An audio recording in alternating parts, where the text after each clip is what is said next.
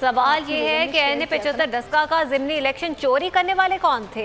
ये अब election commission election तय करने की बात नहीं, पूरा इलेक्शन मशकूक हो गया।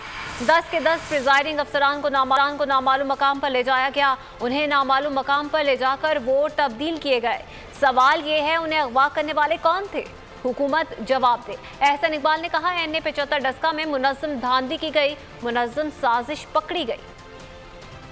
अब इलेक्शन तय करने की बात नहीं है, ये तो पूरा इलेक्शन मशकूक हो गया है कि एक मंसूबे के तहत एक तरतीब के मुताबिक इन प्रिजाइडिंग ऑफिसर्स को एक मखसूस मकाम पर ले जाया गया जहां वोट तब्दील किए गए। अब बात सिर्फ इलेक्शन की नहीं है, बात यह है कि इस इलेक्शन को चोरी करने वाले कौन थे। आज सवाल ये उठता है कि इन प्रिजाइडिंग अफसर्स को अगवा करने वाले कौन थे, वो क्यों ये काम कर रहे थे। आज हुकूमत जवाबदेह है। NA-75 में ये बात अब साबित हो गई है जियो फेंसिंग की रिपोर्ट आने के बाद कि सरकार ने, हुकूमत ने मुनज़्ज़म मनसूबाबंदी के जरिए धांधली की है।